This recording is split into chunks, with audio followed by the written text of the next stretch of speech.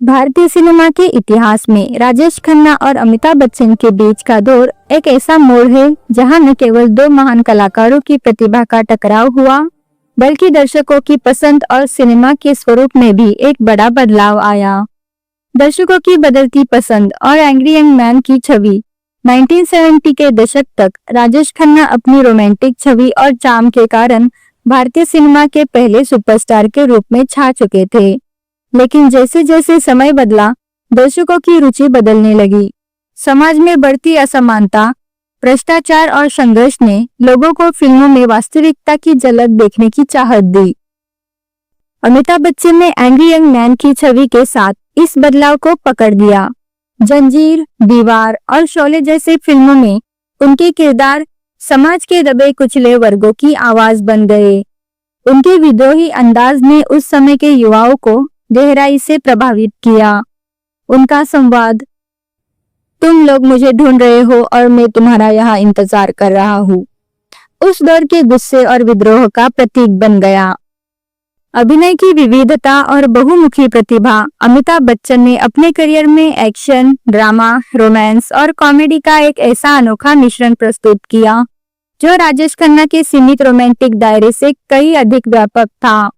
उन्होंने Amar Akbar Anthony, don, सत्ते पे सत्ता और शराबी जैसी फिल्मों से अपनी बहुमुखी प्रतिभा का प्रदर्शन किया। वहीं राजेश खन्ना अपनी रोमांटिक हीरो की छवि से बाहर निकलने में असमर्थ रहे, जिससे उनकी फिल्मों में जल्द ही एक सरता आ गई। शारीरिक व्यक्तित्व और आवाज का प्रभाव, अमिताभ का लंबा कद, गहरी आवाज और करिश्माई व्यक्तित्व उन्हें स्क्रीन पर और भी प्रभावी बनाता था। उनकी संवाद अदायगी का तरीका दर्शकों को आकर्षित करता था।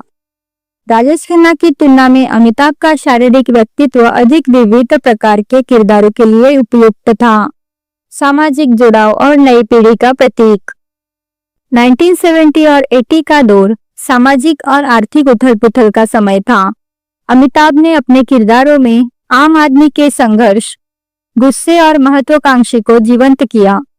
दीवार का विजय या काला पत्थर का संघर्षशील इंसान उन लोगों का प्रतिनिधित्व करता था जो व्यवस्था के खिलाफ खड़े होना चाहते थे। इसके विपरीत राजेश खन्ना की रोमांटिक कहानियां और अमीर परिवारों की समस्याओं पर आधारित फिल्में धीरे धीरे अप्रासंगिक लगने लगी। अनुशासन और पेशेवर रवैया, अमिताभ बच्चन ने अपने करियर में अनुशासन और मेहनत को सर्वोपरि रखा। वो समय के पाबंद थे और हर फिल्म में अपना 100% देने के लिए जाने जाते थे। वही राजेश खन्ना का स्टारडम के प्रति लापरवाह रवैया, समय पर सेट पर न पहुंचना और आत्ममुग्धता के आरोप उनकी लोकप्रियता को धीरे धीरे कम करते गए। निर्माताओं और निर्देशकों की पसंद, अमिताभ ने उस समय के सबसे बड़े निर्देशकों और निर्माताओं यश चोपड़ा, प्रकाश मेहरा, ऋषिकेश मुखर्जी, मनमोहन देसाई के साथ काम किया। उनकी फिल्में न केवल व्यावसायिक रूप से सफल रही, बल्कि आलोचकों द्वारा भी सराही गई। राजेश खन्ना का पतन और स्टारडम का मैनेजमेंट, राजेश खन्ना अपनी सफलता को संभालने में असफल रहे। उनकी फिल्मों की एकसरता और उनका लापरवाह रवैया उनके पतन का बड़ा कारण बना। इसके विपरीत अमिताभ ने अपने स्टारडम को न केवल बनाए रखा, बल्कि उसे और मजबूत किया। लंबे समय तक प्रासंगिकता बनाए रखना, अमिताभ ने अपने करियर में समय के साथ खुद को बदला।